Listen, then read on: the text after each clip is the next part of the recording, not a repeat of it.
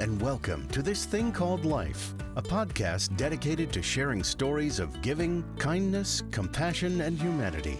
Your host, Andy Johnson, will guide you through powerful stories of organ, tissue, and eye donation from individuals, families, and healthcare teams whose experiences will inspire you. Every act of giving, no matter how small, has the potential to change a life. We're so glad you're here. Now, let's dive into the show.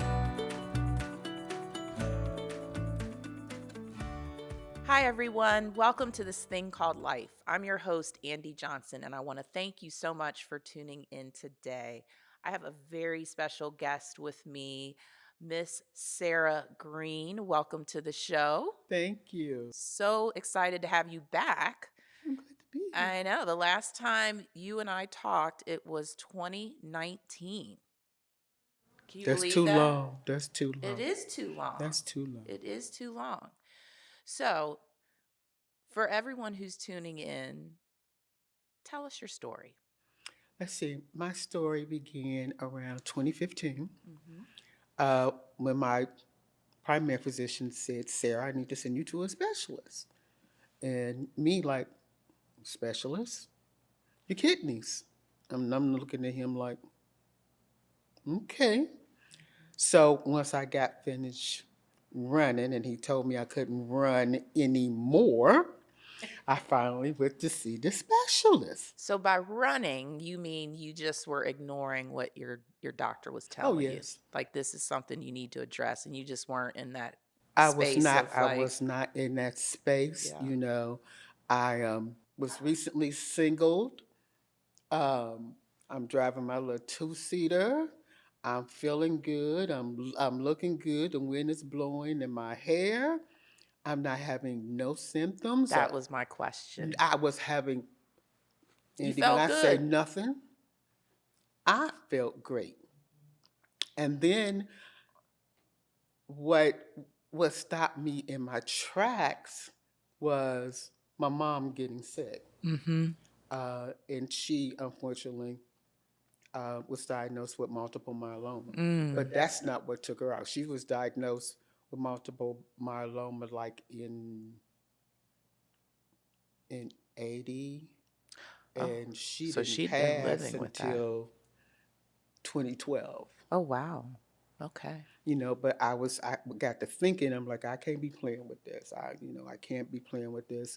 And then I started doing some research in my family to see if anybody else had chronic kidney disease. And I was it. Really? Unfortunately, I was the chosen one. And I definitely didn't want to say anything to her. Right. So, like I said, but she had passed in 2012. And after the passing of my mom, and I'm one of 6. Number 2, and if you want to say in the crew, and everyone depends upon me. Right. I'm Sweepy. I'm the one that everybody goes to for whatever. And so to finally come around in 16 to say, okay, I can't because I saw what my brothers and sisters went through when mom passed. And I didn't want them to go through anything like that with me. And so when I decided to listen, went to the specialist, and the specialist was like, it's time for you to do dialysis. Wow. I'm like, quack? No. You know, I'm looking at him like, you're a quack. No. Ain't no way, because I'm still not at that point, Andy. At that point, I'm still not. I'm not having any symptoms, none of that. And I've always dealt with being anemic from when I started my menstrual cycle, so that was nothing new to me. But any of this other stuff, you know, you're supposed to be experiencing, and that amazed the doctors. Like, Sarah, you're not doing nope. So you're just walking around, you're single, feeling good, Looking good, unbothered. unbothered. But the doctor The said, doctor wait a minute. said, that man looked me in my face and said, Sarah Vanessa Greenmore, you're not running anymore. I went running. It stopped. So you finally decided, you said, okay, I I'm finally, gonna face this. I'm going to face this. And I was trying to figure out how I was going to tell my brothers and sisters. We all here in Cincinnati. And so I went to my oldest brother's home with his wife, and I told him first. I was like, whoa. I mean, it hit him like, I just lost my mom. I'm not going to lose my sister too. And I had to tell him the only thing that's wrong with your sister is she needs a kidney. That's it. That's the only thing that's wrong with me. So let me ask you this. So prior to you getting your diagnosis, did you know other people growing up or just friends, family that needed a kidney transplant or on No, ma'am. dialysis? No, No. ma'am. Okay. I didn't find out that my brother's first wife was going through dialysis and had chronic kidney disease until after I was diagnosed. You think that's because sometimes we just don't talk about Yes. Yes, things that because make us make vulnerable? us vulnerable. Because growing up, like I said, I started doing research trying to figure out, Mm-hmm. this must be in the family someplace else other Right. than me. But Right. Andy, I found out I was it. Mm-hmm. Not my grandmother, Yeah. not my mom, not on my father's side. Wow. I'm like, okay, I'm going through this for a reason. Don't understand it, Mm-hmm. but I'm going through this for a reason. And I almost started wanting to fight again, especially when it was time for me to get my access point. Mm-hmm. I was like, mm-mm, mm-mm. I could not fathom being connected to a machine Yeah. that I knew that would save my life. I really had a problem with that, but nobody knew I had a problem with it. Mm-hmm. Um, Back to me telling my family.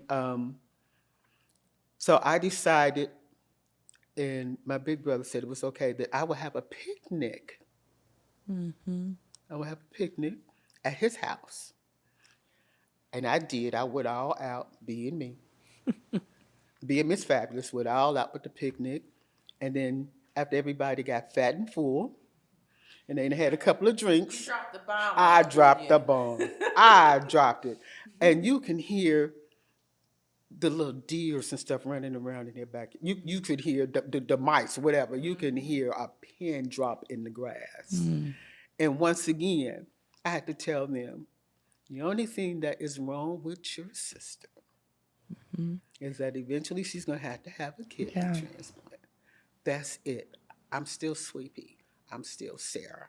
You see, I haven't changed. Right. I'm still crazy as ever.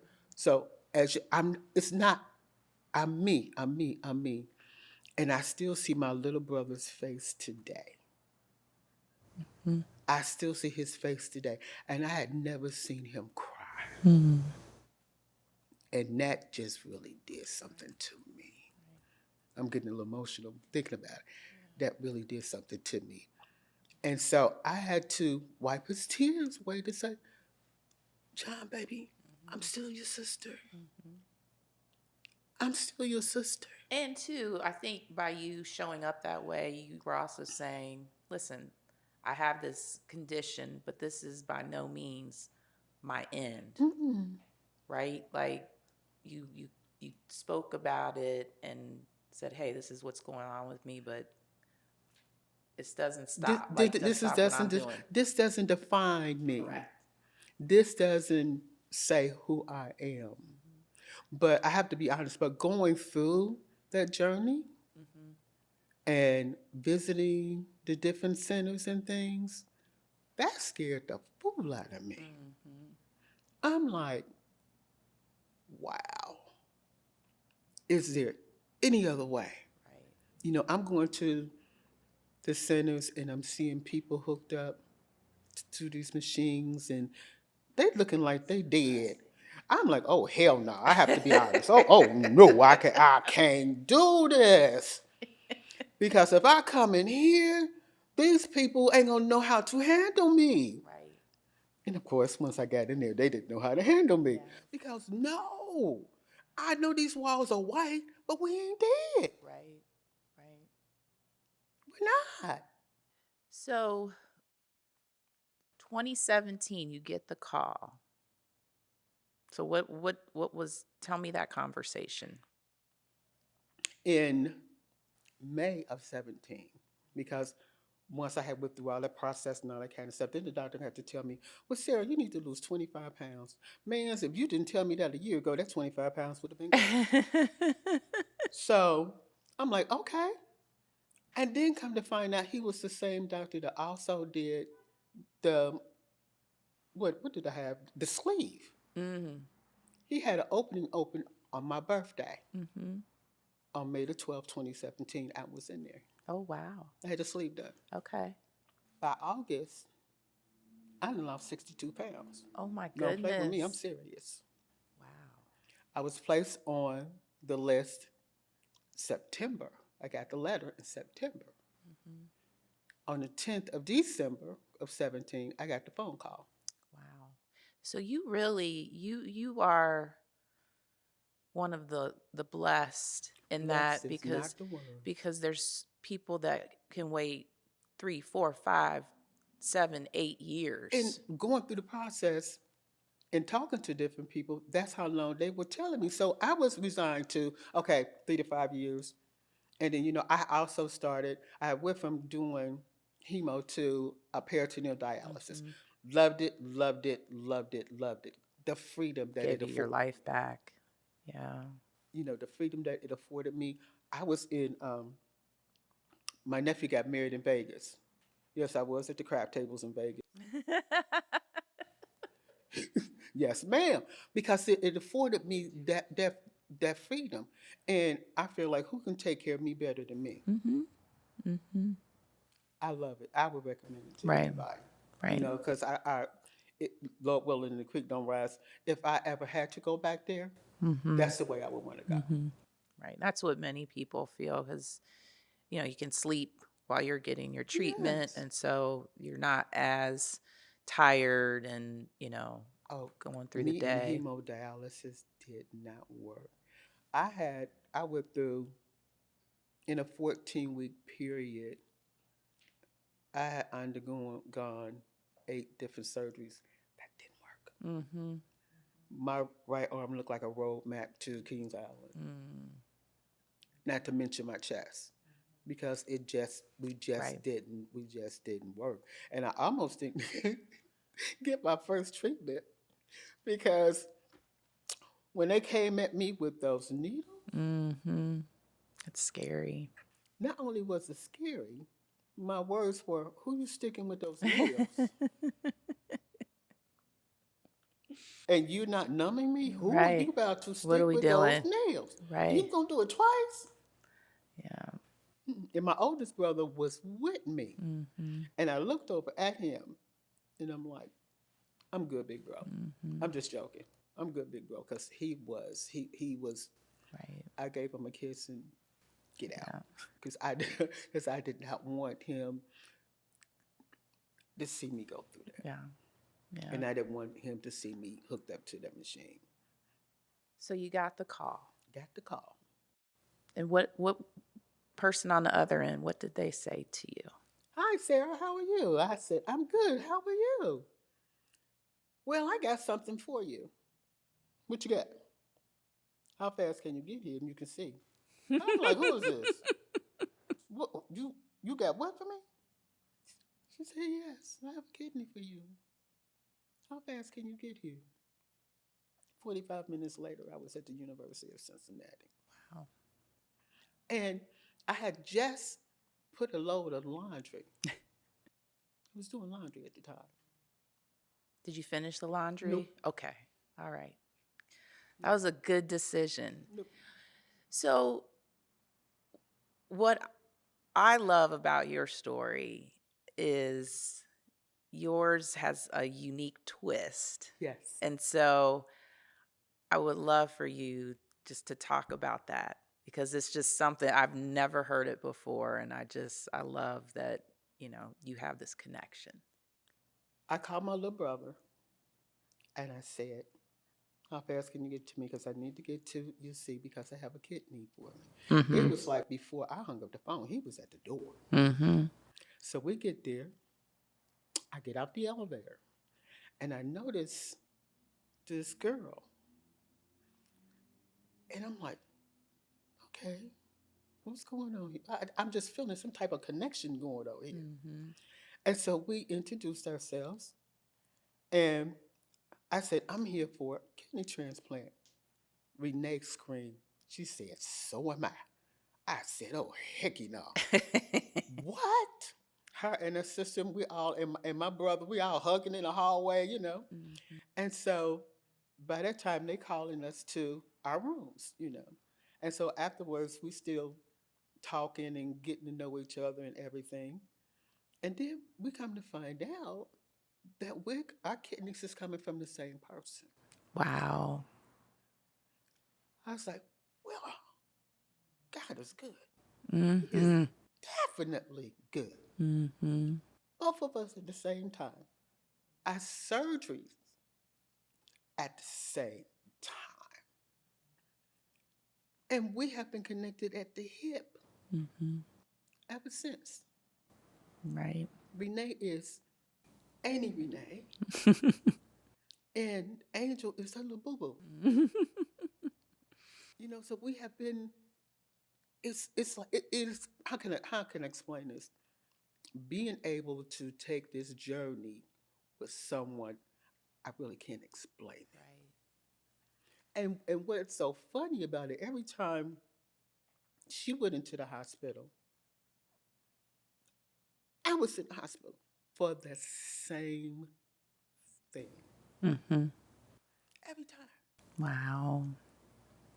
It was like they knew, you know, our organs knew that they were in different places, but when they was acting up, I had to tell them both, "Oh, this new sheriff in town, y'all got to quit this cracking stuff. Quit. You're playing. Quit." Because we wouldn't be here if we weren't supposed to be. Mm-hmm. So you're now 8 years post transplant. Mm-hmm. You're doing fantastic. Mm-hmm. And so as you look back just at your journey and you talk about, your family, obviously family is so important to you. Yeah, Um, do you almost think like God chose you to take this journey? I do. Because I actually went through a period of feeling guilty. Mm-hmm. I really did. I went through a period of feeling guilty because it seemed like afterwards there were people that I began to meet and know that was going through the same thing that I was going through. And they have been on the list longer than I have been on the list. Right. Like I said, it's less than 90 days for me. And I get a call. But then I got to thinking, what he has for you, he has for you. Mhm. Do you think you being so vocal about your experience then helped other people be more Yes, vocal? yes. I do. That's a good thing. I do. I still have my page that I'm very involved with, and I get thank you all the time. And then when you guys immortalize me and Renee everywhere, it's like I couldn't even go to the B&B. I know. B&B. I walk in the B&B and I'm looking, people looking at me. I'm like, I ain't did nothing yet. Give me a minute. Why is everybody looking at me? The cup Yep. had our picture on it. I love that picture. I love the picture. And and I had to say, it's me.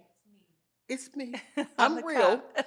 And what was so interesting was that people thought that we were Actors. actors.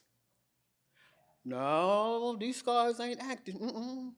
No. And I love to being like, I think it's important for people to know like this is a real person, this someone who is in the same community that I live in and work in and play in and what have you. And so to be able to, to realize like, oh, they went through this and Hmm. they've come through this is such, an amazing testimony.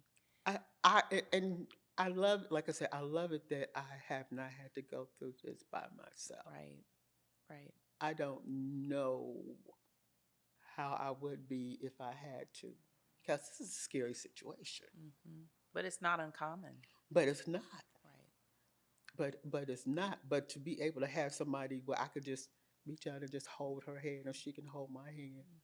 Oh, and believe me, when I'm not doing what I'm supposed to be doing, she let me She know. lets you know.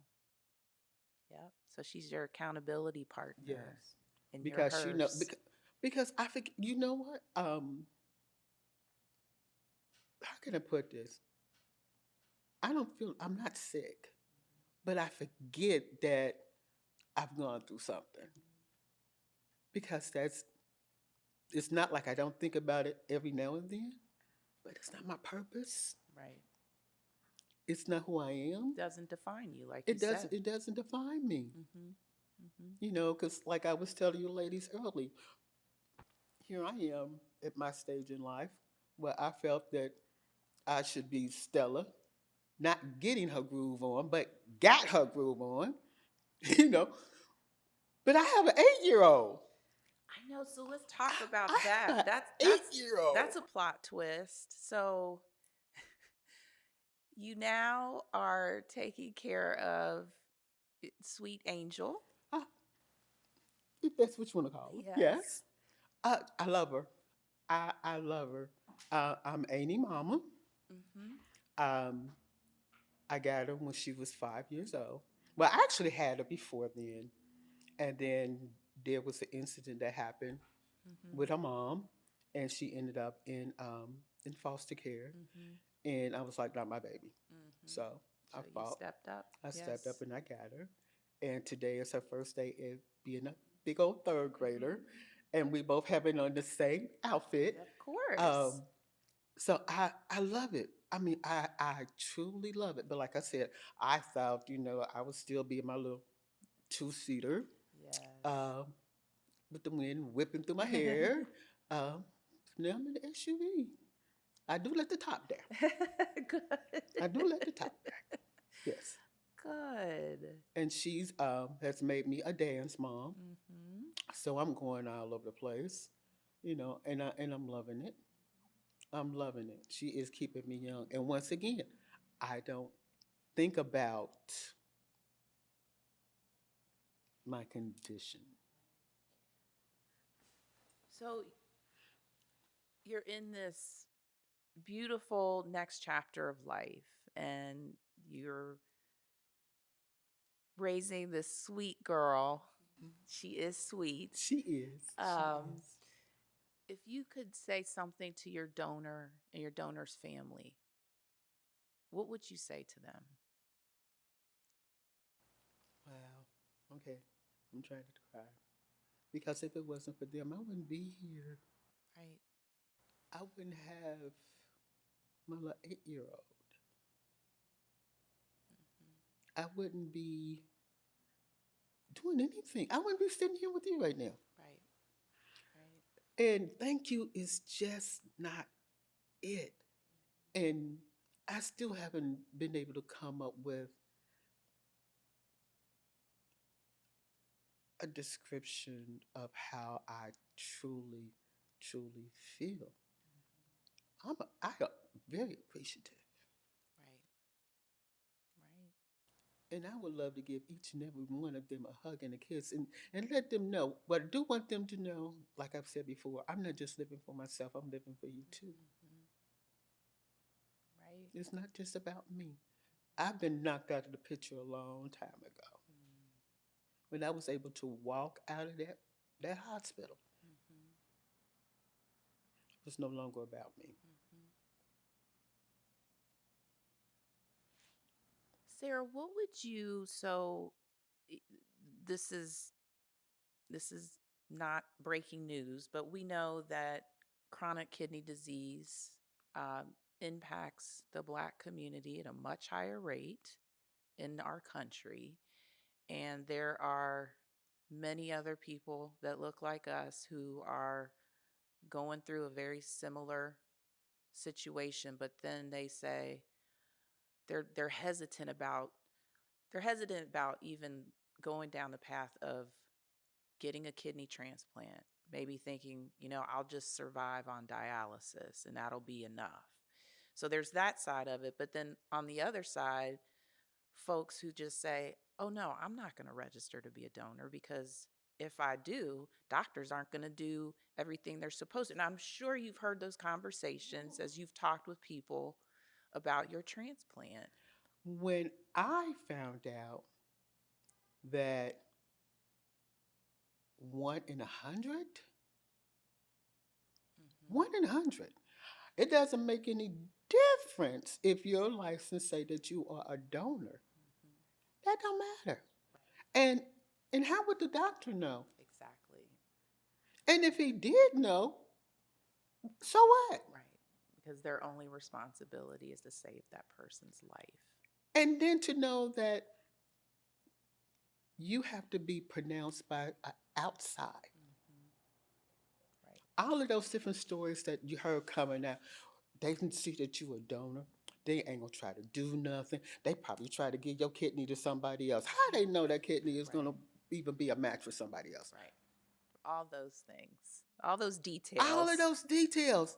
It's like, come on. Because if I had even thought that way, Mm-hmm. I wouldn't even be here. It's not like that. It's not.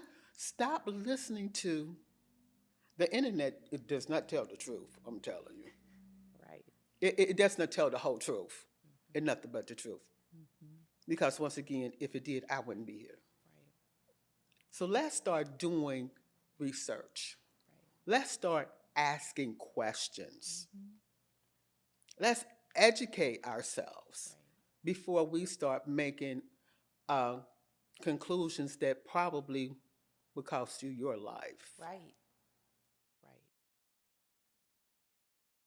Right.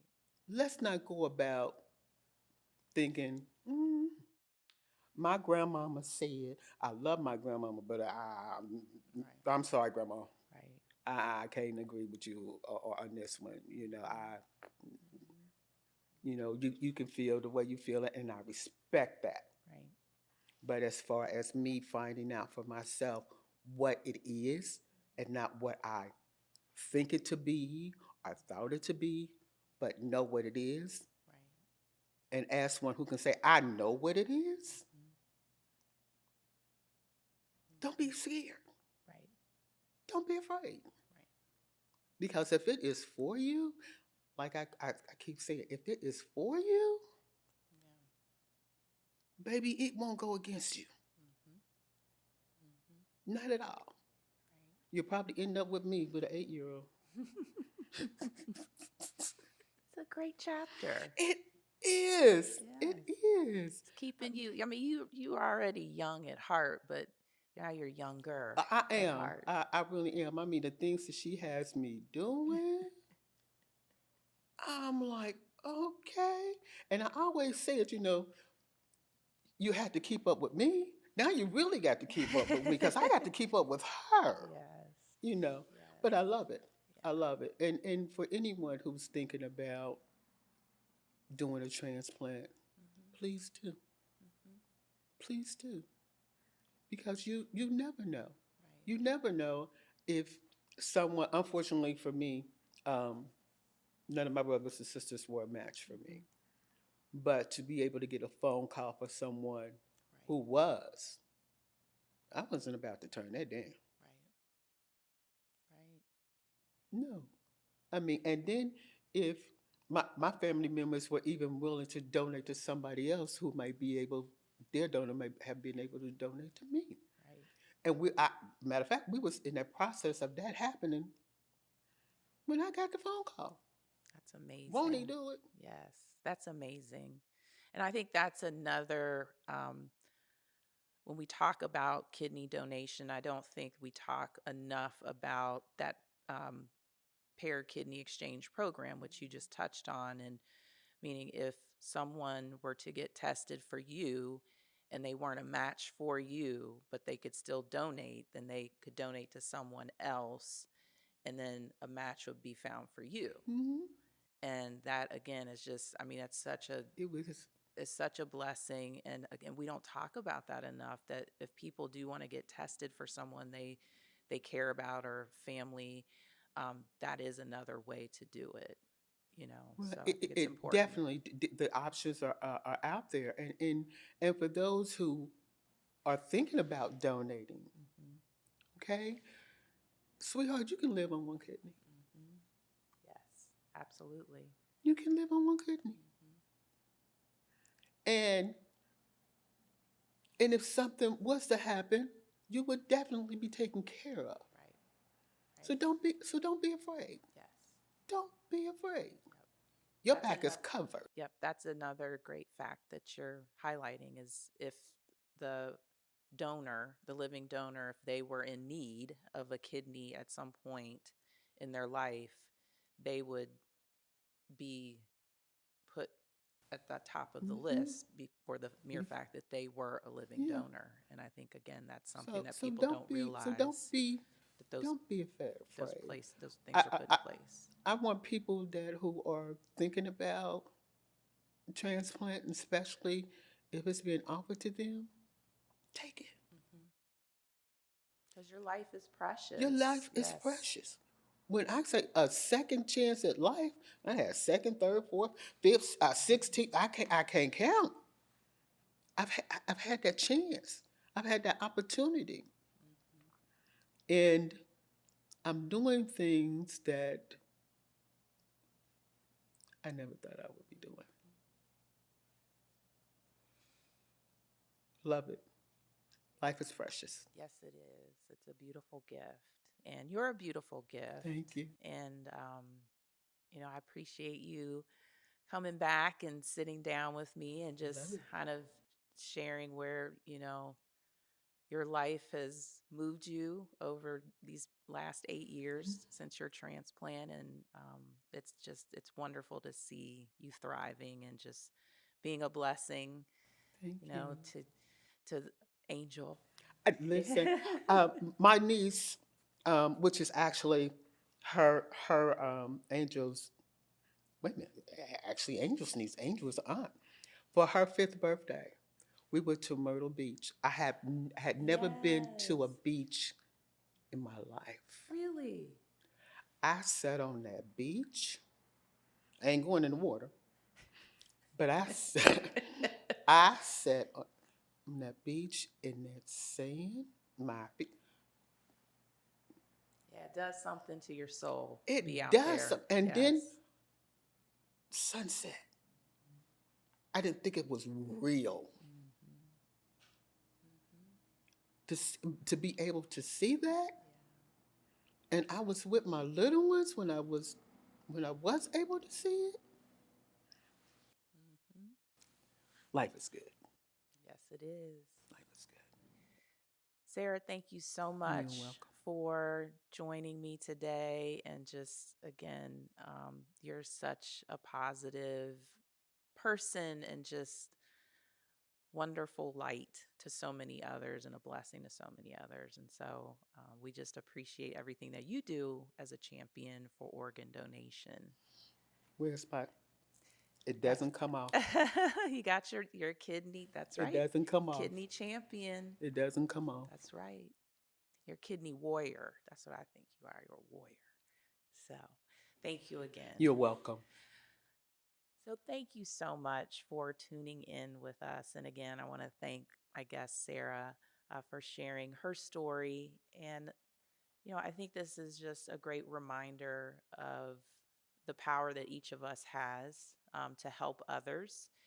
Um, Either when we're no longer here on this earth, you can be a donor simply by visiting registerme.org, or when you're going to renew your license at the BMV, or while you are living, you have the opportunity to be someone's hero, to be someone's key to their future, and being being that catalyst for them to be able to spend time with their family and friends and loved ones. And so donation is just, it's an amazing and powerful gift that has such a ripple effect. I can't say that enough. And so we've heard that from Sarah and from others. So I encourage you to visit networkforhope.org to get more information and to just be informed, be educated, be empowered to help other people. I want to thank everyone for tuning in today. And I just want to remind you to please be kind to yourself and to others. Thank you and take care. Thank you for tuning in to This Thing Called Life. Remember, every act of giving, no matter how small, has the potential to change a life. Be sure to subscribe on iTunes or wherever you listen to your favorite podcasts so you never miss a new episode. We'd truly appreciate it if you could share, like, or leave us a review to help us grow.